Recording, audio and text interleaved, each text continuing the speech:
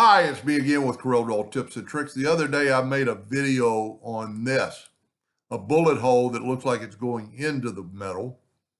And a viewer or subscriber sent me this that he did. So I thought, and the original gentleman just wanted this. So I thought I'm going to draw one. His is maybe even better than mine.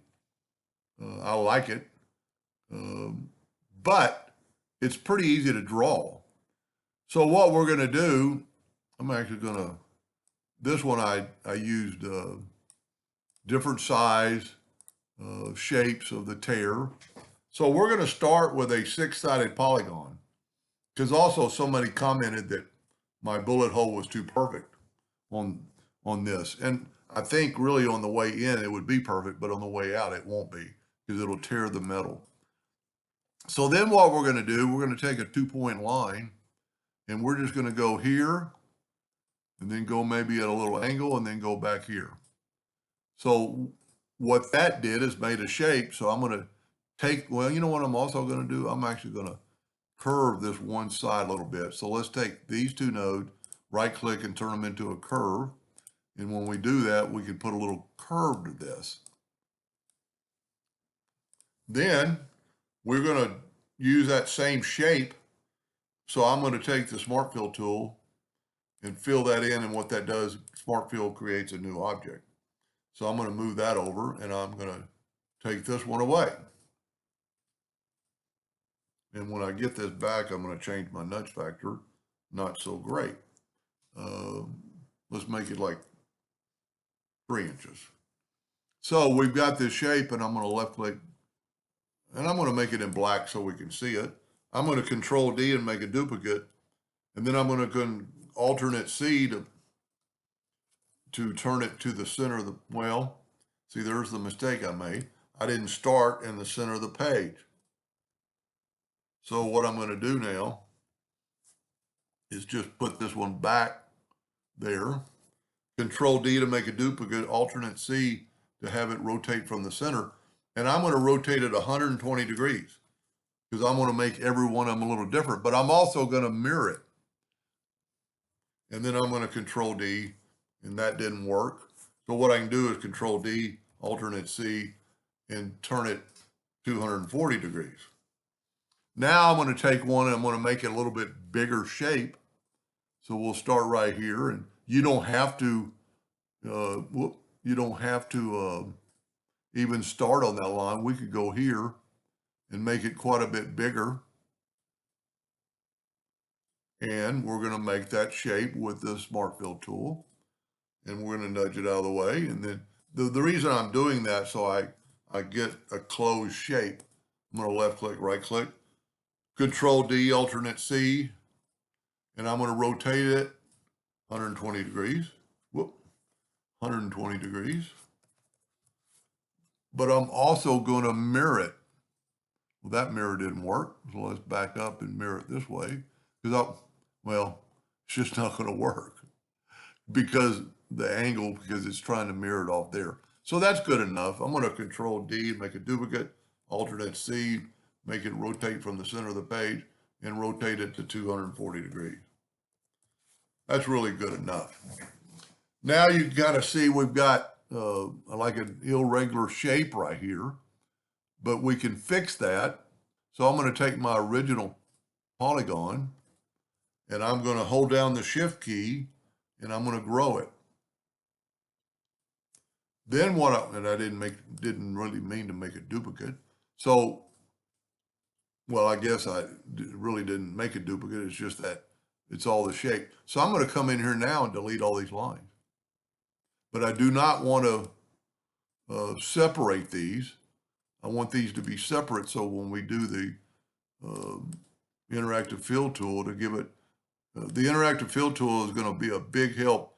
It's going to make it look like it's actually folded or bent back at a, almost like a curve. And I tried this earlier and it actually worked on this. So let me just start over. I made a six-sided polygon. Normally this doesn't work like this, but I'm going to go ahead and Smart Fill that in a gray. Let's go like that gray. And then I'm going to get the interactive fill tool, and I'm going to go from this side up, but I'm going to add that, hopefully that same gray on the end. And then I'm going to put a light gray in the middle, and then I put another light gray on the other side of it, but then I'm going to put a white between those.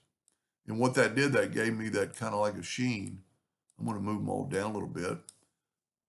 Now, if this works like I hoped it did, I'm going to take away the outline. And I am going to use the attribute eyedropper. I'm going to take a sample, import it. Well, what is going on? You know what? Maybe let me put my outline back.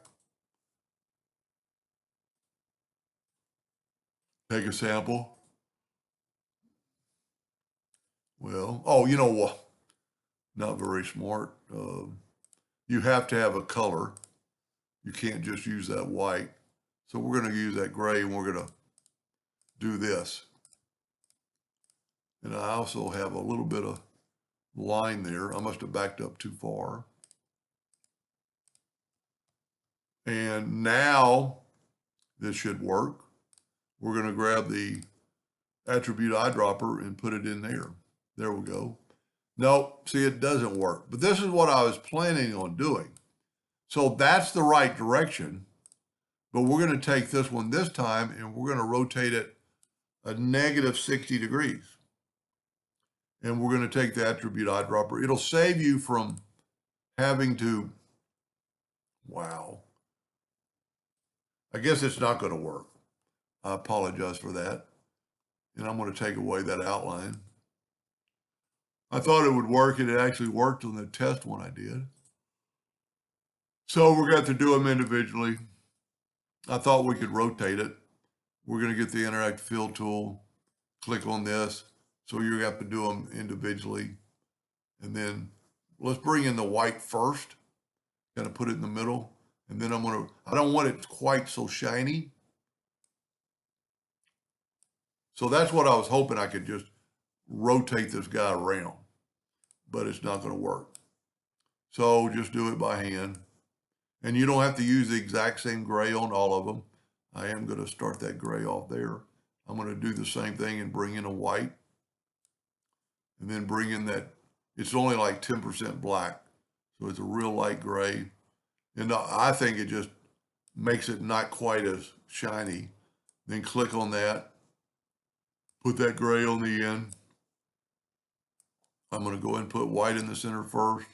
And if you like that, you could go with that. But I think this actually looks a little bit better. So it actually looks like it's bowed.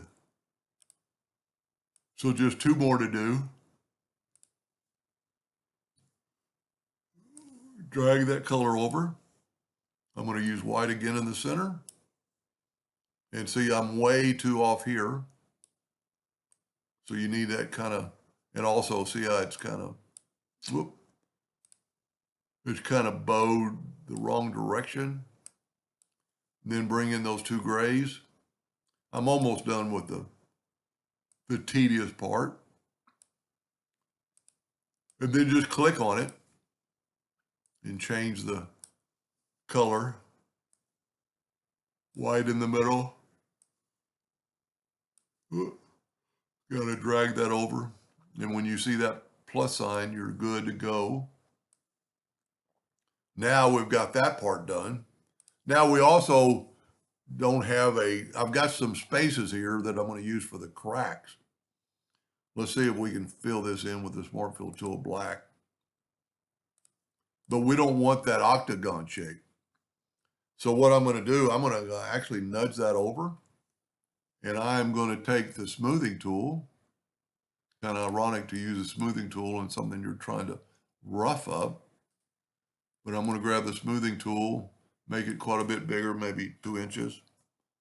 And I'm going to grab that shape, and I'm just going to kind of, and you could do more on one end than the other. We just don't want a perfect, and you could jagged that up now, but it's not going to fit in there, as you can see. But that's not really a problem, because we can take it, holding down the shift key and have it grow from the outside. Have it grow from the outside in. So you're kind of covering up that part. I'm not doing a very good job of that. Now look, when we take away those red lines, let's just do that. Let's take away no lines. So that doesn't really show up because we can always manipulate with the shape tool and we can grab that node and put it inside. But I want to leave at least one of these cracks. Now I'm going past, but it's behind the black. So I'm going to leave this one open for the crack in the metal. And you can see it's just kind of mess that one up right there. I'm going to leave this one open for the crack. But see, I'm going beyond the black. And really, I should have roughened that up a little bit more. But the black is covering it up. And we don't have to have them closed up for the crack. Let's do one more. That looks pretty good. My black is too symmetrical. You know what we could do? Let's go this. Let's do this. Let's left click, right click, and let's try the roughing tool. I have not tried this on the other one. Underneath the shape tool, you have the roughing tool. And see what it did? I'm going to make it a little bit bigger, like 0.1, and just kind of rough up these edges. That'll look pretty cool. And you might want to do some more or less. But anyway, then we're going to fill that in with black. I just did it so we could see. It's still a little bit too uniform, but you could still, do things with your shape tool. And if you don't have any interest in doing this, you might just learn a tool or two. So you could always, like bring that up, put a little black there. That looks pretty bad because I moved some nodes that I shouldn't have moved. I'm just going to delete that node and delete that node and delete that node and delete that node. So you could manipulate these nodes around and make them a little more rough. Now, the only other thing we could do or make it better, and I don't like that at all. Look how good that looks. But we can add the tear, and I'm going to try something different. I'm going to take a freehand tool, and I'm just going to draw a line. But then I'm going to go to the artistic media tool, and I'm going to grab this, and I'm going to grab this. No strokes available for this. Well, I'm not clicked on the line. I don't know what that means. So I'm going to go like 0.05. Look at that crack. Now, I'm going to use that same crack. I'm going to hit the plus key. Now, what we have to do is move this out of the way just so we can see it better. And I actually want to delete that one because I want to get rid of the artistic media brush stroke. So I'm going to go left click, right click, and go up to object. I gotta select it all. Go up to object and break the artistic media apart, and you can see the original line is in there. But since it's broken apart, we can delete it. Now I'm going to go ahead and fill that in with black and move it over. And I'm going to leave that one like that, but then I'm going to hit the plus key and I'm going to mirror it just so I can see. And then maybe I'll put this one here, but I'll make it shorter. And at this time, you can do a lot of stuff with it. Grab the shape tool and you could, add a lot of nodes and make them sharp and, maybe turn these into a line. And when you do that, then you could, or we could use the roughing tool on this. Wow, that's too much. Just rough it up a little bit. And then we made it too skinny at the front. I've never really done this before, so bear with me. Yeah. And see, it's behind the other stuff, so you're not going to see it. And you could use the zipper tool. So we're going to make a duplicate of that and mirror that. And the only reason I really mirror it so I can just see it, we're going to put this one top dead center. So just rotate it. Whenever you don't hit the X, you're going to get the shape tool. And on this one, we can make it longer by stretching it out. I do not like this whatsoever. I really don't know what I did differently on that. I don't like that at all.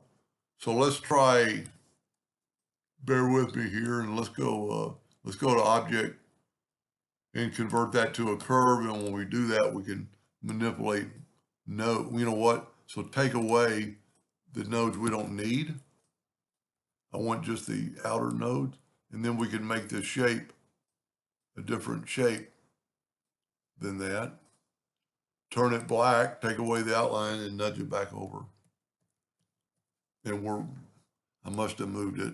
So put it in there, and I'm not doing a very good job. Hold down the shift key so it'll grow from the inside out. Now, remember that we can manipulate it by taking the shape tool and just go like that. Of course, we want to cover up that so we can bring that in. They don't have to be perfectly on the corner.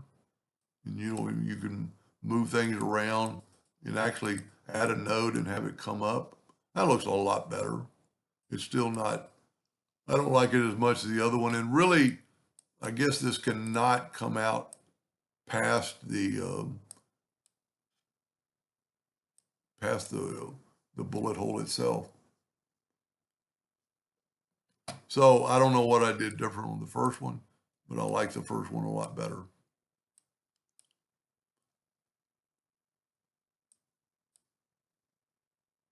Let's try, well, that's fine.